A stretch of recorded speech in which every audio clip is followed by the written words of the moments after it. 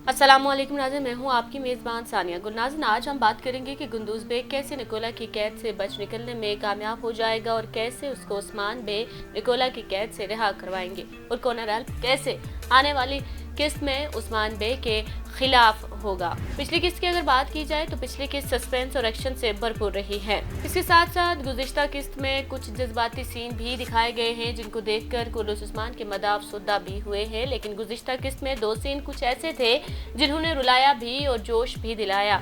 जब कौसम निहाल की एंट्री हुई कि वो उस्मान बे को मंगोलों की कैद से बचाने के लिए आए, लेकिन साथ ही काई कबीले की खवातीन का कबीला बदर होना मदाहों के लिए अफसरदा साबित हुआ। अगर बात की जाए अगली किस्त के ट्रेलर की तो नाज़रीन, हमने कोनर अल्प को कहते सुना कि उसने सुल्तान को निशाना बनाया है, वो जहां भी मिले उसको कत्ल कर दिया जाए।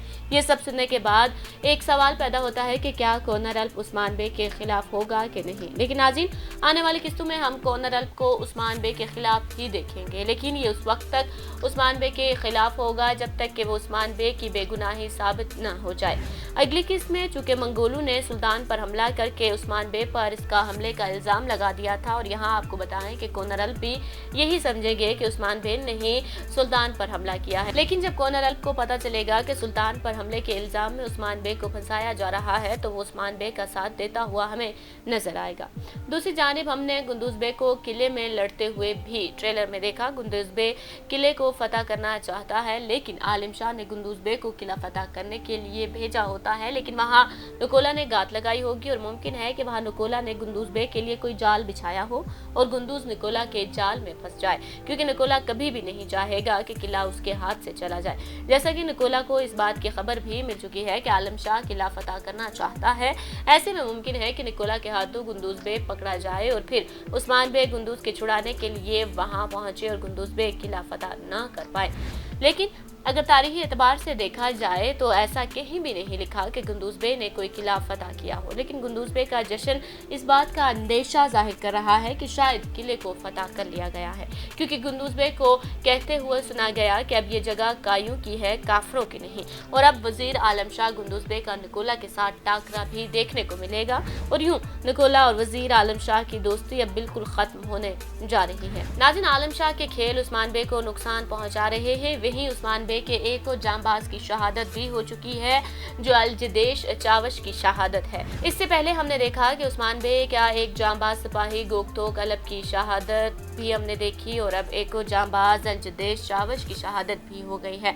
यानी उस्मान बे के दो अहम जांबाजों की शहादत हो गई है। और अब मिकाइल कोसस और तुर्गुल उस्मान बे को बचा कर ले जाते हैं और उस्मान बे की सुल्तान से मुलाकात भी हो जाती है। ऐसे में और इस मुलाकात में सुल्तान उस्मान बे से निहायत मुतासिर होते हैं और ऐसे में सुल्तान को निशाना बनाने का इल्ज़ाम भी उस्मान बे पर ही लगाया जाएगा और मंगोल जदीश चावश का उस्मान बे को दिया हुआ चाकू यहाँ इस्तेमाल करेंगे। लेकिन दूसरी तरफ सुल्तान भी अपने जख्मी होने की वजह उस्मान को ही करार देगा और यूं हालात मजीद खराब होते नजर आएंगे। लेकिन चूंकि ये सारा मंसूबा मंगोलों का किया हुआ है और मुमकिन है कि महल से निकलते हुए उस्मान बे और उनके साथियों का सामना मंगोलों से हो जाए और जबरदस्त जंग होने के असरात भी हमें नजर आ रहे हैं, लेकिन इन तमाम हालात से उस्मान बे बच निकलने में कामयाब हो जाएगा और इसके बाद उस्मान बे वजीर के पास जा पहुंचेगा। लेकिन यहाँ आपको एक और अहम बात बताएं कि फिलहाल उस्मान बे का मंसूबा आलम शाह को मारने का नहीं है, बल्कि वो अभी अपने बेगुनाही के सबूत इकट्ठे कर रहा होगा। लेकिन यहाँ आपको वजीर आलम शाह के मुतालिक भी बताते चले कि वजीर आलम शाह की मुश्किलात अब अगली किस्त से शुरू होने जा रही हैं।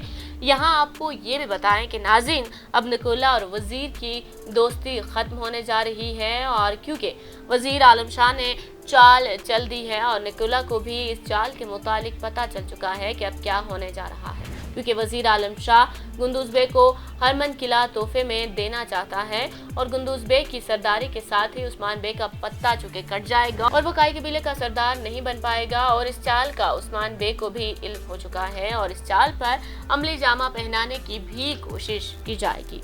ट्रेलर के अंदर एक जंग का मंजर भी दिखाया गया है, यानी हरमन किले को फतह करने के लिए गुंदूज़ बे को जश्न मनाते हुए भी वहां पर हमने देखा है। अगर ट्रेलर के जुमलों की बात की जाए तो हमने देखा कि उस्मान बे कहते हैं कि जब तक वो खेल के अंदर खेल भुनेंगे मैं उनको खत्म कर दूंगा। साथ ही हमें ये भी सुनाई दिया कि अब तुम्हारे भाई के बचने के कोई इम्कानात नहीं हैं, जो कि आलम शाह गुंदूज़ बे को कह रहे होते हैं। दूसरी जानिब अगर सुल्तान खातून की शहादत हो जाती है तो गुंदूज़ बे के लिए मुश्किलात में इजाफा ہو جائے گا اور یہ بھی ممکن ہے کہ سلجان خاتون کی موت کے بعد قندوز بے کی آنکھوں پر لگی ہوئی پٹی کھلنے میں مددگار ثابت ہو سلجان خاتون کی شہادت۔ یہاں ایک سوال یہ بھی پیدا ہوتا ہے کہ قندوز بے اپنی غلطیاں کیسے درست کرے گا؟ ناظرین، آپ ہمیں اپنی رائے سے ضرور آگاہ کیجیے گا اور ہماری ویڈیو کو لائک اور شیئر کرنا مت بھولیے گا۔